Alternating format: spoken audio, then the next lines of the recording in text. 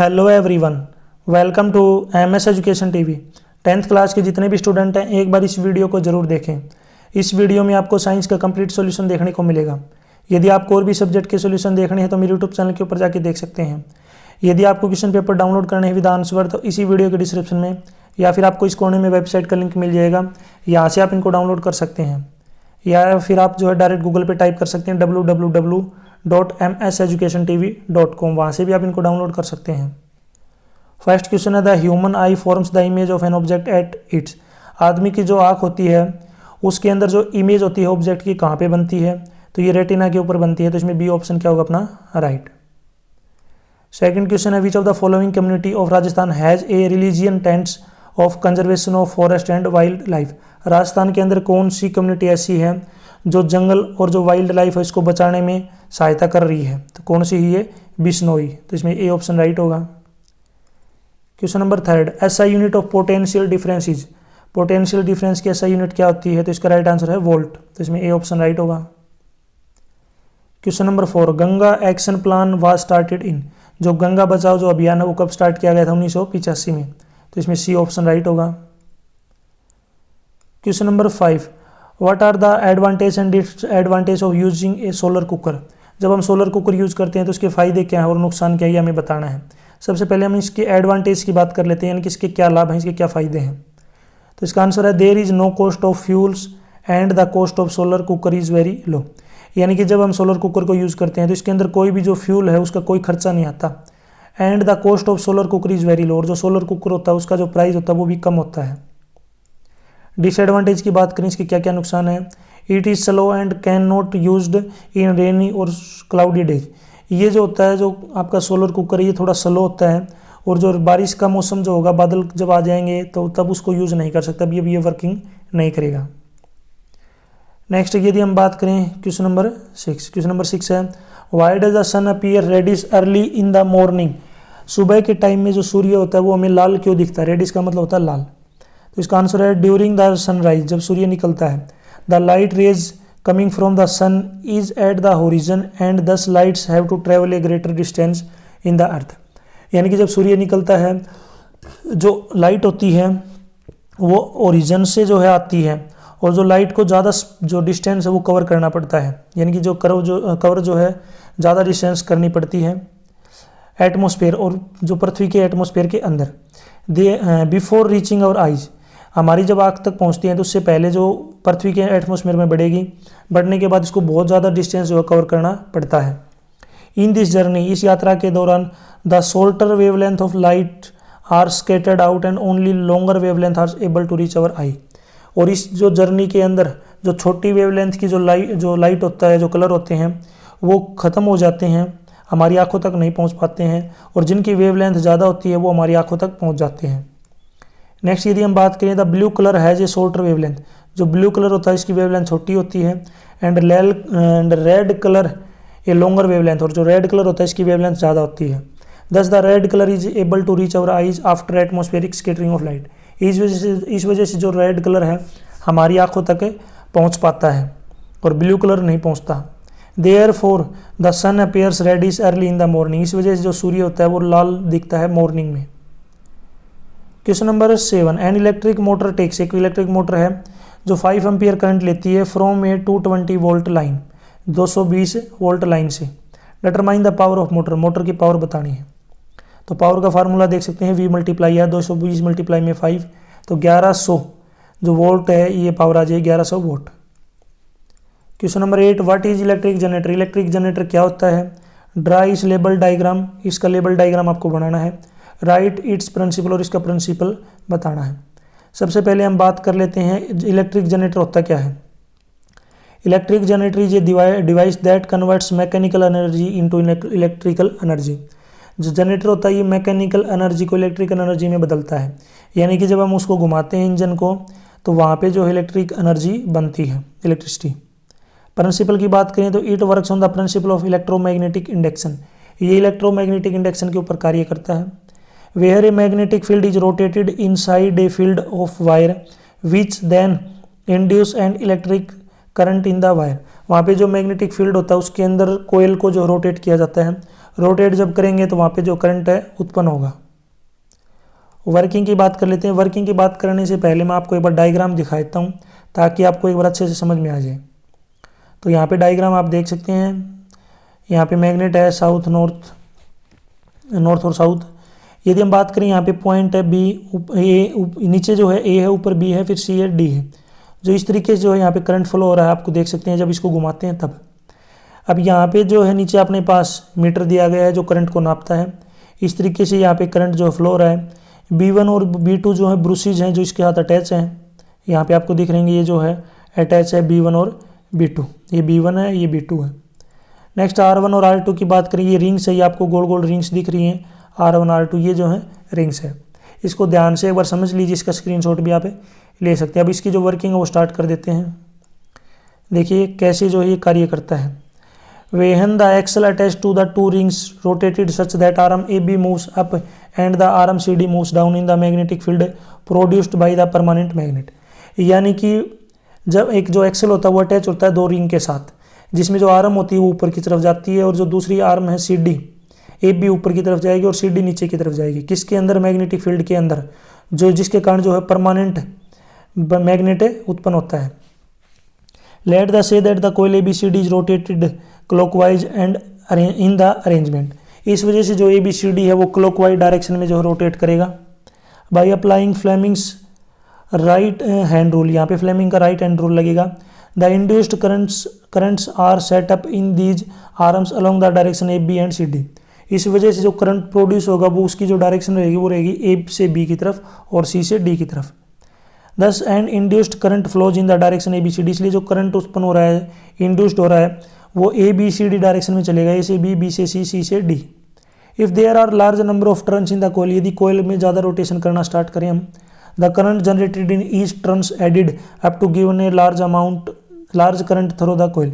यदि हम उसको बार बार घुमाना स्टार्ट करेंगे तो जो करंट उत्पन्न होगा वो ऐड हो जाएगा और थोड़ा थोड़ा करंट जो ऐड होने के बाद बहुत ज़्यादा जो करंट तैयार हो जाएगा, बन जाएगा, जनरेट होगा। This means that current in the external circuit flows B2 to B1। इस वजह से जो करंट होगा वो B2 से जो है B1 में यहाँ पे जो है फ्लो यानी कि बहना स्टार्ट हो जाएगा। आफ्टर हाफ रोटेशन, आधा रोटेशन होने के बाद, arm CD start moving up, जो CD है अब ऊपर की तरफ चलना स्टार्ट हो जाएगी, एंड AB मूविंग डाउन, और AB जो है अब नीचे की तरफ आएगी। As a result the direction of the induced current in the both arms change given rise in the net induced current in the direction DCB। अब जो है डायरेक्शन चेंज हो जाएगी करंट की। अब करंट जो है DCB है, D से B की तरफ, D से C की तरफ, C से B, B से A की तरफ चलेगा। The current in the external circuit now flows from B1 to B2। अब जो करंट होगा वो B1 से लेकर B2 की तरफ जाएगा। दस आफ्टर एवरी हाफ रोटेशन, प्रत्येक हाफ रोटेशन के बाद, polarity of the current in the respective arms change, जो करंट होगा वो चेंज होता रहेगा। अगर हम बात करें यहाँ पे जो ब्रूसेज होती है इनका क्या काम होता है, there are two brushes and in the electric generator, one brush is at all time in contact with the arm moving up in the field while the other is contact with the arm moving down. यानी कि इसमें दो Bruce use की जाती हैं electric generator में। एक Bruce तो हमेशा परमानेंट जो है कॉन्टैक्ट में रहती है, और दूसरी जो ब्रूस है वो जो मूविंग करती है कोयल तब कॉन्टैक्ट में आती है। Because of this brushes unidirectional current is produced. इन ब्रूसेज के हेल्प से जो है यूनिडायरेक्शनल, जो एक ही डायरेक्शन में जो करंट है वो प्रोड्यूस होता है।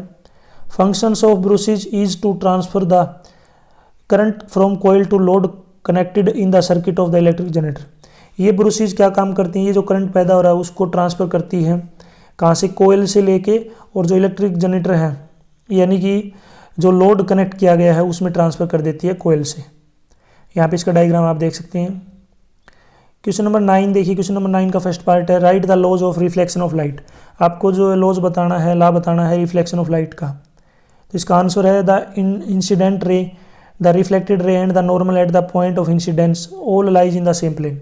यानी कि जो इंसिडेंट रे होती है, रिफ्लेक्टेड रे और जो नॉर्मल होता है, सभी जो जिनके जो पॉइंट है, पॉइंट ऑफ इंसिडेंस है, वो सभी एक ही प्लेन में लाई करते हैं, एक ही पॉइंट के ऊपर होते हैं। The angle of incidence is equal to angle of reflection. Angle जो होगा इंसिडेंस और रिफ्लेक्शन दोनों क्या होंगे, बराबर। इस तरीके से यहाँ पे आप देख सकते हैं angle I is equal to angle R. नीचे यहाँ पे मिरर लगाया गया है, मिरर को इस तरीके से पॉलिश कर सकते हैं। यहाँ पे इंसिडेंट जो है रे आ रही है और इधर जो है ये रे टकरा के वापस जा रही है। यहाँ पे जो इसको बोलते हैं एंगल ऑफ इंसिडेंस, इसको बोलते हैं एंगल ऑफ रिफ्लेक्शन। ये आपको दिख रहे हैं एंगल आर और आई। बीच में जो आपको दिख रहा है इसको बोलते हैं नॉर्मल, ये परपेंडिकुलर होता है। इसी में सेकंड पार्ट की बात करें, an object is placed between the main focus F and the optical centre O of the convex lens. एक ऑब्जेक्ट को यदि हम एफ और ओ के बीच में रख देते हैं, किस में, कॉन्वेक्स लेंस में। ड्राई रे diagram show the position, size and nature of image. आपको जो इसकी साइज बतानी है, इसकी इमेज की पोजीशन बतानी है, नेचर बतानी है। यहाँ पे आप इस डायग्राम को ध्यान से समझ सकते हैं कि ये एफ है और ये ओ है। इसके बीच में जो है जो अपना ऑब्जेक्ट है इसको रख दिया। जैसे ऑब्जेक्ट को रखेंगे जो इमेज है वो इधर बनेगी, आप देख सकते हैं। डॉटेड का मतलब क्या होता है, वर्चुअल इमेज, जिसको हम आभासी बोलते हैं। और अगर ये डॉटेड नहीं होता तो हम इसको बोलते हैं रियल इमेज, ये रियल है। अब ये वर्चुअल है, जो इमेज है ये वर्चुअल बनेगी, आभासी बनेगी, इरेक्ट सीधी बनेगी, लार्जर देन द ऑब्जेक्ट और ऑब्जेक्ट से बड़ी बनेगी। नेक्स्ट क्वेश्चन देखिए, what is the power of a lens. एक लेंस की पावर क्या होती है। डिफाइन वन डायप्टर यानी कि 1D power of lens. Lens की जो पावर है 1 डायप्टर, उसको एक्सप्लेन करें। आंसर है power of a lens is the ability to converge और diverse the ray of light falling on it. Power जो होती है लेंस की, इसको बोलते हैं, जो एबिलिटी होती है लेंस की लाइट को कन्वर्ज और डाइवर्स करने की कैपेसिटी को, एबिलिटी को पावर बोलते हैं। Power of a lens is equal to the reciprocal of focal length of the lens. Power जो होती है फोकल लेंथ के रेसिप्रोकल होती है, यानी कि पावर जो है रेसिप्रोकल होती है फोकल लेंथ की। ऐसा unit of power is dioptre. जो ऐसा यूनिट होगी पावर की लेंस के अंदर, वो डायप्टर होती है। नेक्स्ट बात करें, the dioptre is the power, 1 dioptre is the power of lens whose focal length is 1 metre. 1 dioptre उसको बोलते हैं, लेंस की उस पावर को बोलते हैं जिसकी जो फोकल लेंथ अगर 1 मीटर हो, उसी को 1 डायप्टर बोलते हैं। इसी के ओर में यदि हम बात करें तो यहाँ पे क्वेश्चन दिए गए हैं, देखिए। वीडियो अच्छी लग रही है तो इसको लाइक करें, अपने दोस्तों के साथ जरूर शेयर करें और कमेंट भी जरूर करें ताकि मुझे पता लगे कि आपने वीडियो को ध्यान से देखा और आपको कैसी वीडियो लगी है। साथ ही साथ अपनी राय भी दें और किसी और टॉपिक पे वीडियो चाहिए तो वो भी आप मुझे कमेंट सेक्शन में बता सकते हैं। और मैं यहाँ पे पहला part, write the laws of refraction of light. आपको जो है लॉ बताना है रिफ्रैक्शन ऑफ लाइट का। तो इसका आंसर है the incident ray, refracted ray and the normal at the point of incidence all lie in the same plane. यानी कि जो इंसिडेंट रे, रिफ्लेक्टेड रे और जो नॉर्मल होता है सभी एक ही प्लेन में लाई करते हैं, जहाँ जिसमें जो पॉइंट ऑफ इंसिडेंस क्या होता है इनका common. Next, the ratio of the sine of angle of incidence i to the sine of the angle of refraction r is constant for the pair of given medium. जो angle होगा i और जो angle are होगा, इनके साथ अगर sign use करें तो इनका रेशियो कॉन्स्टेंट होगा, sine i upon sine r is equal to constant. यहाँ पे डायग्राम आप देख सकते हैं, ऊपर एयर है जो रेयर मीडियम है, नीचे ग्लास है जो डेंसर मीडियम है। ऊपर जो है यहाँ पे देख सकते हैं इंसिडेंट रे, ये एयर से जो है ग्लास में जा रही है, इनकी रेयर से डेंसर में जा रही है। जब भी रेयर से डेंसर में जाती है तो जो लाइट होती है, जो रे होती है, ये नॉर्मल की तरफ थोड़ी सी जो है डाइवर्ज हो जाती है, ठीक है। यदि यही जो है अगर डेंसर से रेयर में जाती तो यही जो आपकी रे है ये थोड़ी सी इधर की तरफ आ जाती ऐसे। नेक्स्ट बात कर लेते हैं, यहाँ पे ऊपर जो एंगल, इसको एंगल ऑफ इंसिडेंस बोलते हैं, इसको नीचे वाले को एंगल ऑफ रिफ्रैक्शन। बीच में आपको दिख रहा है इसको बोलते हैं नॉर्मल, जो परपेंडिकुलर होता है। इसमें सेकंड जो है बी पार्ट है, an object is placed between the centre of curvature C and principal focus F of a concave mirror. एक कनकेव मिरर है, इसको कनकेव मिरर बोलते हैं। इसमें एक ऑब्जेक्ट को जो है सेंटर सी और फोकस लेंथ एफ के ऊपर रखा जाता है। ड्रा द रे diagram of depict the position, size and nature of image. आपको जो इमेज बनी है उसकी पोजीशन बतानी, साइज बतानी है, नेचर बतानी है। नीचे यहाँ पे आप डायग्राम देख सकते हैं, ये जो है कनकेव आपको मिरर दिख रहा होगा। इसमें जो ऑब्जेक्ट है ये सी और एफ के बीच में रख दिया। जो इमेज बनेगी ये इसी साइड बनेगी, जो सी होगा इससे दूर इस साइड बनेगी, थोड़ा सा बियॉन्ड द सी, सी के से नज़दीक यानी कि सी से दूर। इमेज जो होगी रियल होगी, वास्तविक होगी, इन्वर्टेड उल्टी होगी और larger than the object. Object आप देख सकते हैं छोटा साइज में है और जो इमेज है वो बड़ी साइज में है। इसी में सी पार्ट है, find the focal length of lens of power -2 dioptre. What type of lens is this. आपको फोकल लेंथ बतानी है यदि उसकी पावर -2 डायप्टर है तो देखिए यहाँ पे फोकल लेंथ का फार्मूला होता है 1/p। Focal length is equal to 1/p। तो p की वैल्यू -2 डिवाइड करेंगे तो -0.5 metre. It is concave lens, ये कनकेव लेंस है जिसकी नेगेटिव फोकल लेंथ के कारण ये यहाँ पे नेगेटिव फोकल लेंथ है, इस वजह से जो है ये कनकेव लेंस है। Question number 10, nitrogen gas prevent to chips in bag from the process of. जो नाइट्रोजन गैस होती है चिप्स की जो पैकेट होते हैं उनके अंदर डाली जाती है, वो क्यों डालते हैं? जो हमें बचाती है किससे? ऑक्सीडाइज से। ऑक्सीडाइज नहीं होती वरना ये खराब हो जाएगी अगर इसको एयर में रखेंगे तो। नेक्स्ट है question number 11, which of the following solution is acidic in nature. Nature में कौन सा सॉल्यूशन एसिडिक है? तो इसको बोलते हैं लाइम जूस, नींबू का पानी। तो इसमें ये ऑप्शन राइट हो जाएगा। Question number 12, what is the radius of hydrogen atom. Hydrogen जो एटम होता है उसकी रेडियस क्या होती है? तो इसका राइट आंसर है बी, यानी कि 37 पी। कई जगह इसको 53 भी लिख देते हैं, बाकी इसके चांस कम है, 53 नहीं होती, यह होती है आपकी 37। क्वेश्चन नंबर 13 है, what do you observe when piece of iron is dropped in copper sulphate solution. आप क्या चीज़ ऑब्जर्व करेंगे जब एक जो आयरन का पीस होता है अगर उसको हम कॉपर सल्फेट सॉल्यूशन के अंदर डाल दें। गिव द केमिकल रिएक्शन, और केमिकल रिएक्शन और बतानी है। तो इसका आंसर है when a piece of iron is dropped into the blue coloured copper sulphate solution the blue colour of the solution faded and eventually turns into green. यानी कि जब भी हम आयरन के पीस को यदि हम ब्लू कलर्ड कॉपर सल्फेट के अंदर अगर रखते हैं तो जो ब्लू कलर होता है ये फेड हो जाएगा और ये जो है ग्रीन कलर में कन्वर्ट हो जाएगा। इसी को बोलते हैं हम डिस्प्लेसमेंट रिएक्शन। ये डिस्प्लेसमेंट रिएक्शन होती है। यहाँ पे रिएक्शन का एग्जांपल दे रखा है CuSO4 प्लस में Fe, ये बनेगा FeSO4 प्लस में Cu। नेक्स्ट है question number 14, what is pH scale in chemistry. Chemistry में जो pH स्केल होता है वो क्या होता है? एक्सप्लेन करें। ए pH scale is measure the acidity and basicity of a substance of और सॉल्यूशन। pH स्केल क्या होता है? ये अपना जो है मेजर करता है एसिडिटी को और बेसिसिटी को एक सब्सटेंस या सॉल्यूशन की। pH is measured on the scale of 0 to 14। जो pH स्केल होता है इसके ऊपर जो वैल्यू होती है 0 से 14। On the scale A pH value 7 is neutral. अगर कोई pH है अगर उसकी वैल्यू 7 है तो ये न्यूट्रल है। न्यूट्रल का मतलब क्या होता है? नाइदर एसिडिक और नॉर बेसिक, नहीं एसिडिक है नहीं बेसिक है। ए pH value is less than 7, यदि pH वैल्यू 7 से कम हो गई तो ये जो है एसिडिक हो जाएगा, और pH वैल्यू अगर 7 से ज़्यादा हो गई तो इसको बोलते हैं हम बेसिक। नेक्स्ट है question number 15, an atom has electronic configuration. एक एटम दिया गया है जिसकी इलेक्ट्रॉनिक कॉन्फिगरेशन है 2882। इसका पहला पार्ट है what is atomic number of element. Element के एटॉमिक नंबर क्या होगा? तो इसका एटॉमिक नंबर हो जाएगा 20। 2 + 8 + 8 + 2 को ऐड करेंगे 20। और एक किसका होता है? कैल्शियम का होता है। इसी में जो है सेकंड पार्ट पूछा गया है गिव कंपाउंड फार्मूला। ये जो कैल्शियम इसका कंपाउंड फार्मूला बताना है आपको। तो इसका बनेगा CaCO3 जिसको बोलते हैं हम कैल्शियम कार्बोनेट। क्वेश्चन नंबर 16 में पहला पार्ट है व्हाट इज कैल्सिनेशन। कैल्सिनेशन क्या होती है? गिव एग्जाम्पल, और इसका एक एग्जाम्पल दीजिए। तो आंसर देखिए इसका, the process of heating the ore strongly below its melting point and then converted the ore into oxides is called calcination. ये एक प्रोसेस होती है जिसमें जो ओर होता है उसको स्ट्रोंगली हीट किया जाता है, लेकिन उसको जो मेल्टिंग पॉइंट है उसका उससे थोड़ा सा कम हीट किया जाता है। ठीक है, यानी कि इसको स्ट्रोंगली हीट किया जाता है लेकिन मेल्टिंग पॉइंट से कम हीट किया जाता है, जिसके कारण जो ओर होता है वो कन्वर्ट हो जाता है किसमें? ऑक्साइड्स में। इसी को बोलते हैं calcination. It is usually done by hydroxide and carbonate source. ये ज़्यादातर जो है किया जाता है हाइड्रोक्साइड और कार्बोनेट ओर के साथ। यहाँ पे एग्जांपल की बात करें तो MgCO3 प्लस में डेल्टा का मतलब यहाँ पे हीट है, ट्रायंगल आपको दिख रहा है इसको डेल्टा बोलते हैं, हीट है, तो ये बनेगा MgO प्लस में CO2। नीचे है here magnesium carbonate is heated in presence of air to gain magnesium oxide as a product. यहाँ पे जो मैग्नीशियम कार्बोनेट है इसको हीट किया गया है एयर की प्रेजेंस में, और हमें क्या मिला गया यहाँ पे मिल गया हमें magnesium oxide as a product. इसी में सेकंड पार्ट है write a short note on electrolytic refining of copper. यहाँ पे आपको एक शॉर्ट नोट लिखना है कि जो कॉपर होता है उसकी इलेक्ट्रिक रिफाइनिंग कैसे होती है।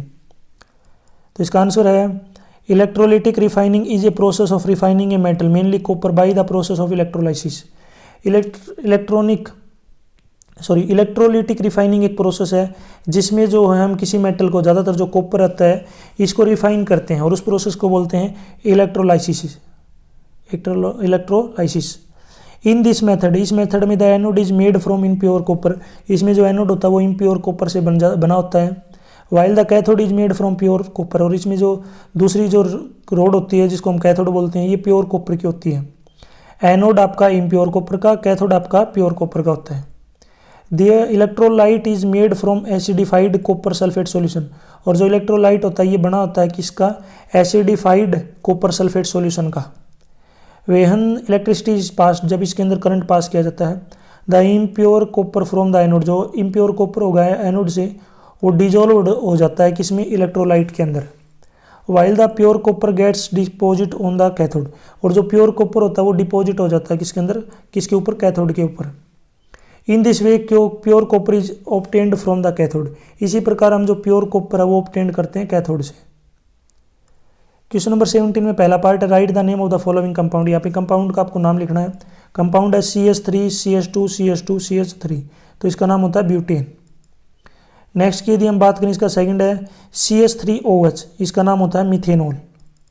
नेक्स्ट है यहाँ पे थर्ड CH3 CH2Cl, इसका नाम होता है क्लोरोइथेन। नेक्स्ट बात करते हैं, यहाँ पे देखिए इसका बी पार्ट है, एक्सप्लेन करें एल्केन, एल्कीन और एल्काइंस विद एग्जाम्पल, एग्जाम्पल के साथ। सबसे पहले हम बात कर लेते हैं एल्केन्स क्या होते हैं। एल्केन के यहाँ पे ब्रैकेट में आपको फार्मूला दिख रहा होगा, फार्मूला होता है इसका CnH2n प्लस में 2। Alkanes have only single bonds between carbon atoms, ये क्या होता है, इसमें कार्बन एटम्स में जो है सिंगल बॉन्ड होते हैं। Alkanes are called saturated hydrocarbon, इनको हम सैचुरेटेड हाइड्रोकार्बन बोलते हैं। एग्जाम्पल की बात करें तो मीथेन CH4। नेक्स्ट बात कर लेते हैं हम एल्कीन्स, इसका फार्मूला होता है CnH2n। Have at least one carbon carbon double bond, इसके अंदर जो है कार्बन कार्बन डबल बॉन्ड होता है। Alkenes are called unsaturated hydrocarbon, इनको हम अनसैचुरेटेड हाइड्रोकार्बन बोलते हैं। एग्जाम्पल की बात करें ब्यूटीन C4H8। नेक्स्ट है एल्काइंस, एल्काइंस होते हैं, इसका फार्मूला होता है CnH2n-2। हैव वन और more carbon carbon triple bond, इनमें जो कार्बन कार्बन जो है एक से ज़्यादा जो है ट्रिपल बॉन्ड होते हैं, यानी इसमें जो कार्बन कार्बन में क्या होते हैं, triple bond. Alkenes are also called unsaturated hydrocarbon, इनको अनसैचुरेटेड हाइड्रोकार्बन बोलते हैं। इसका एग्जांपल है इथाइलिन C2H2, सॉरी इथाइन, इसका जो है एग्जांपल है इथाइन C2H2। इसी की ओर में देखिए यहाँ पे क्वेश्चन पूछा गया है, complete the following chemical reaction, in reaction को कंप्लीट करना है। तो रिएक्शन दे रखी है यहाँ पे CH3 CH2OH प्लस में O2, तो यहाँ पे जो इसकी रिएक्शन बनेगी ये बनेगी 2CO2 प्लस 3H2O प्लस में हीट एंड लाइट। सेकंड है CH3 CH2OH plus alkaline KMnO4 hot, तो इसकी रिएक्शन बनेगी तो करेंगे तो इसका प्रोडक्ट बनेगा CH3COOH। नेक्स्ट है CH3COO C2H5, इसकी रिएक्शन करनी है NaOH के साथ, तो इसकी रिएक्शन करने के बाद प्रोडक्ट बनेगा CH3COONA प्लस में C2H5OH। नेक्स्ट क्वेश्चन इसी का बी पार्ट है इसी क्वेश्चन का, give difference between saturated hydrocarbon and unsaturated hydrocarbon with suitable example. आपको सैचुरेटेड हाइड्रोकार्बन और अनसैचुरेटेड हाइड्रोकार्बन के बीच डिफरेंस बताना है और उसका एक एग्जांपल देना है। सबसे पहले हम बात कर लेते हैं, यहाँ पे देखिए सैचुरेटेड हाइड्रोकार्बन क्या होते हैं। The simplest hydrocarbon in which carbon carbon atom and carbon hydrogen atoms are held together by single bond are called saturated hydrocarbon. ये एक सिंपल हाइड्रोकार्बन है जिसके अंदर कार्बन कार्बन एटम और कार्बन हाइड्रोजन एटम के बीच में जो बॉन्ड होता है वो सिंगल बॉन्ड होता है। एग्जाम्पल की बात करें CH3 single bond CH3। Next यदि हम बात करें unsaturated hydrocarbons, the hydrocarbons in which carbon carbon atoms and carbon hydrogen atoms are held together by the double और triple bond are known as unsaturated hydrocarbon. CH2 double bond CH2 CH, इसको HC और CH ऐसे भी लिख सकते हैं, CH triple bond CH ऐसे भी लिख सकते हैं, कोई दिक्कत नहीं है। तो इसमें क्या होता है, जो कार्बन कार्बन और कार्बन हाइड्रोजन के बीच जो बॉन्ड होगा, जो इनके बीच में जो बॉन्ड होता है वो डबल या फिर आप कह सकते हैं ट्रिपल होता है। जैसे एग्जांपल दे रखा है CH2 डबल बॉन्ड CH2 या फिर CH triple bond CH। Question number 18, where does fertilisation take place in human being. आदमियों के अंदर जो फर्टिलाइजेशन होता है वो कहाँ पे होता है, तो ये होता है फैलोपियन ट्यूब, तो इसमें बी ऑप्शन राइट हो जाएगा।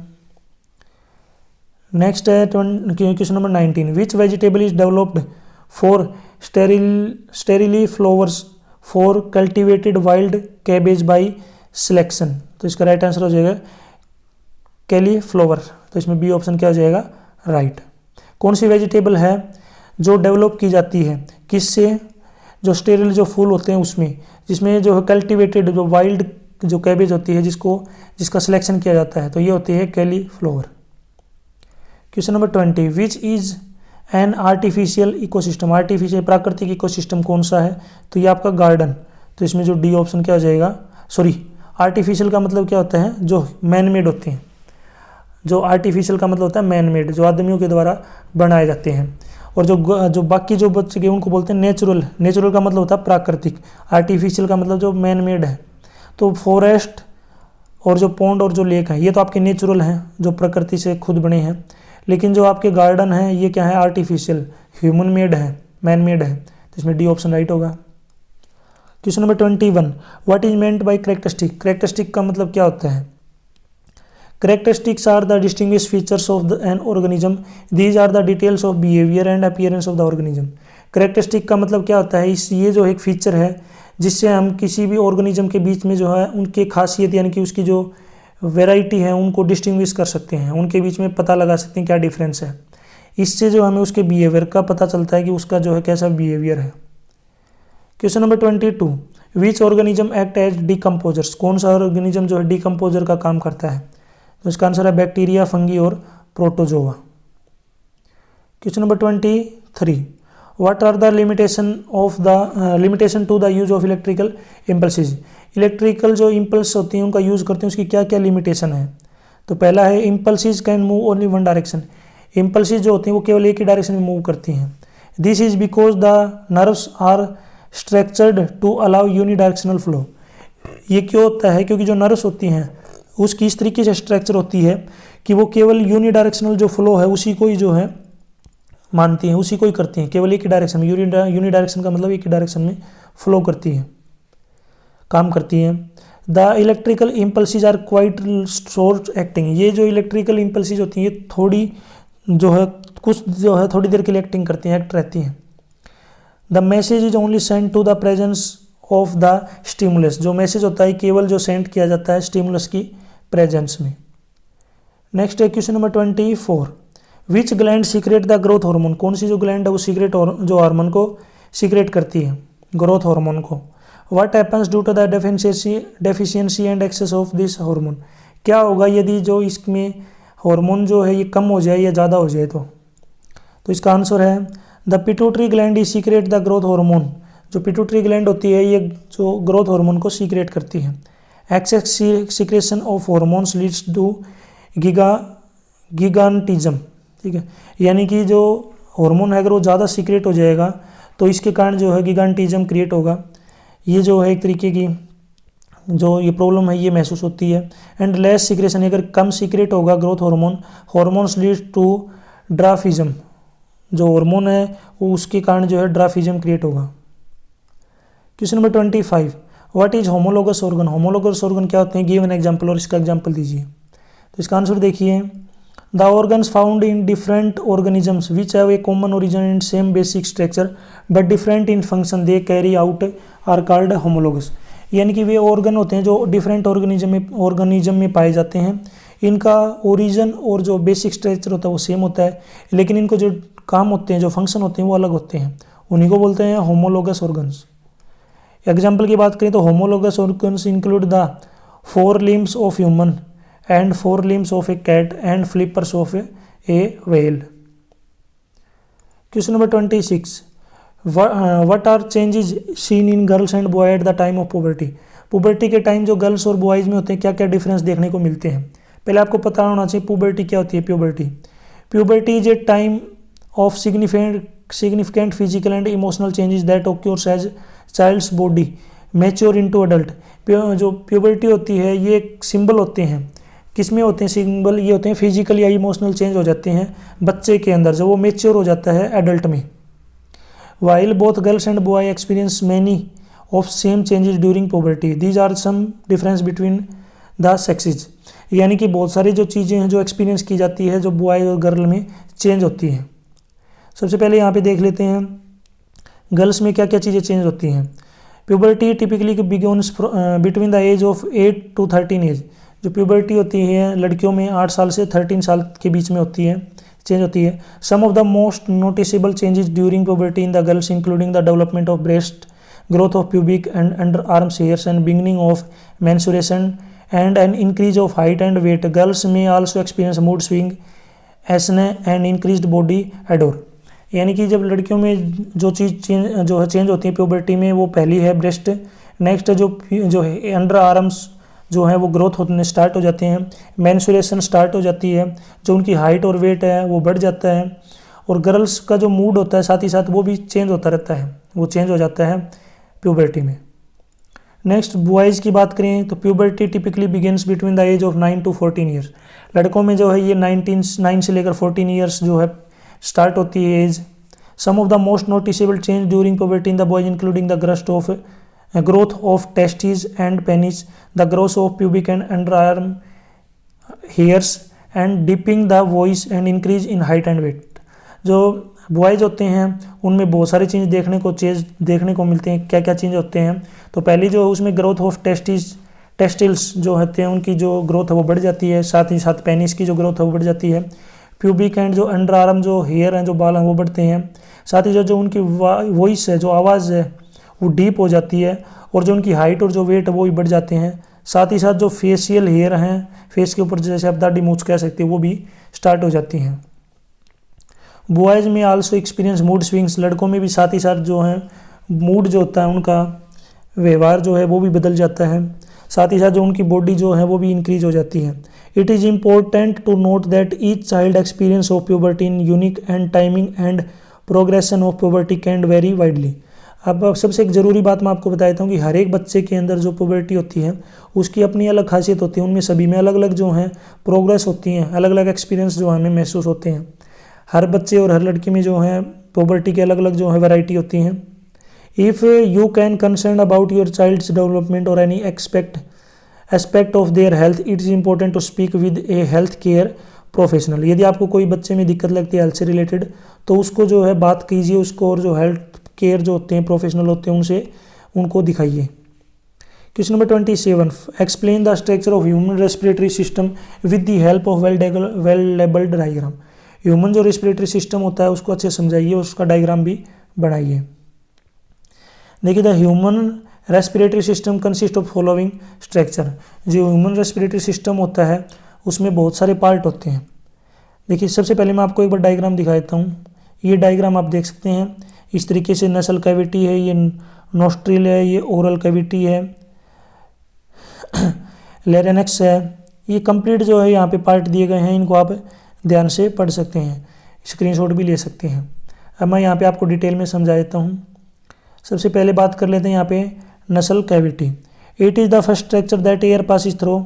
It is lined with tiny hairs called cilia and mucus producing cells that help to filter and moisture the air. सबसे पहला जो स्ट्रक्चर है वो अपनी नस्ल है, नाक है, जिससे हमारी जो एयर है अंदर जाती है, और नाक के अंदर जो बाल होते हैं उनके नाम है सीलिया, और दूसरा जो है मैस्कुस प्रोड्यूसिंग सेल बोलते हैं उनको। ये हमारी जो एयर होती है उसको साफ करके फिल्टर करके हमारे शरीर के अंदर पहुंचाती है। सेकंड पार्ट है यहाँ पे pharynx. It is the muscular tube that connected the nasal to cavity to the larynx and esophagus. It serves at the common passage of both air and food.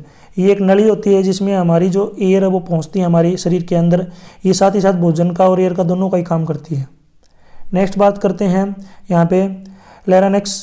It is commonly known as voice box. इसको voice box बोलते हैं, जिसको आवाज़ से related होते ही है। Contains the vocal cord. इसके अंदर वोकल कॉर्ड होती है। It helps to regulate the flow of air into the trachea and prevents food from entering the lungs. ये सबसे ज़रूरी पार्ट है। ये क्या करते हैं, हमारे बोलने से रिलेटेड जो ये नली होती है ये रेगुलेट करती है कि इसके अंदर केवल जो है हवा जाए, भोजन को नहीं जाने देती, यानी कि हमें भोजन से बचाती है। इस नली के अंदर भोजन नहीं जाता, केवल जो है एयर जाती है।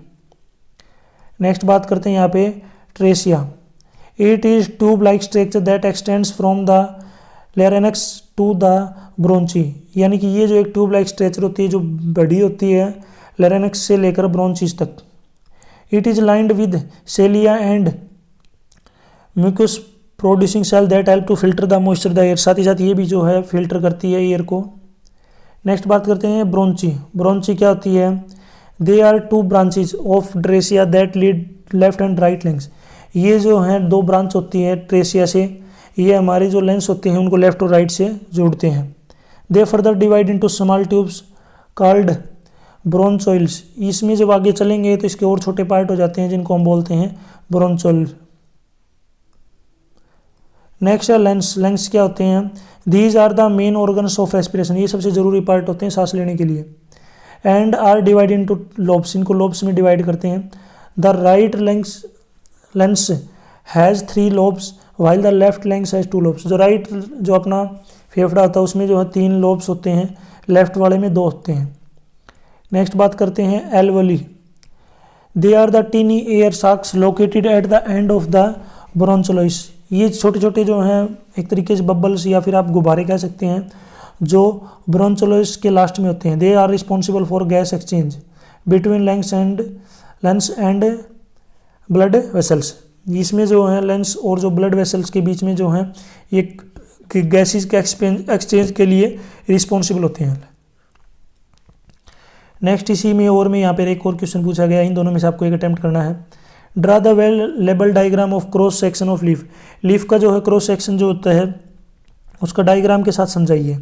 तो यहाँ पे देखिए नीचे जो हम बाद में बात करेंगे, पहले यहाँ पे एक बार मैं आपको डायग्राम दिखा देता हूँ। पत्ती का ऐसा डायग्राम होता है, इसको बोलते हैं मिड रिब, जो आपको दिख रहा होगा।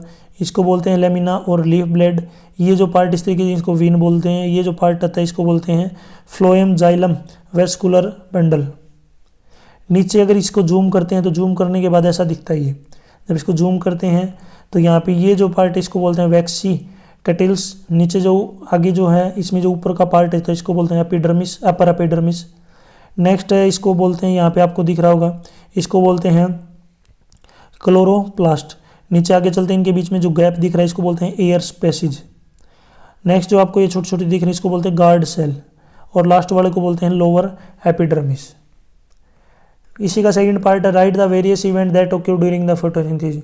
फोटोसिंथेसिस जब होती है तो उसमें कौन कौन से जो इवेंट हैं, कौन कौन सी जो चीज़ें होती हैं। तो the event that occur during the process of photosynthesis are. Photosynthesis के टाइम फोटोसिंथेसिस होता क्या है? पौधों का जो है लाइट, एयर और क्लोरोफिल की सहायता से जो भोजन बनाना। तो इसमें कौन कौन सी चीज़ें होती हैं? पहला है absorption of the light in energy by chlorophyll. जो सबसे पहले लाइट एनर्जी जो है उसका जो है उसके हेल्प से उसको एब्जॉर्ब करना बाय क्लोरोफिल की सहायता से। दूसरा है conversion of light energy to chemical energy. Next जो काम होगा लाइट एनर्जी को केमिकल एनर्जी में बदलना। And splitting of water molecules into hydrogen and oxygen. और जो वाटर के मोलिक्यूल उनको हाइड्रोजन और ऑक्सीजन में डिवाइड करना। नेक्स्ट है reduction of carbon dioxide to the carbohydrates. और जो कार्बन डाइऑक्साइड है उसको रिडक्ट करना कार्बोहाइड्रेट्स में। ये काम होते हैं प्रोसेस के टाइम, ये चीज़ें होती हैं।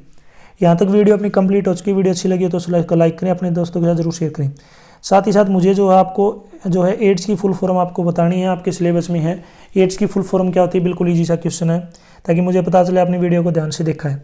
वीडियो अगर आपके लिए हेल्पफुल लग रही हो, आपको बिल्कुल भी जो है थोड़ी बहुत भी अगर अच्छी लग रही हो, या फिर आपने वीडियो को लास्ट तक याद ज़्यादा देखा हो, तो एक लाइक ज़रूर करें और कमेंट में बताएं वीडियो आपको कैसी लगी।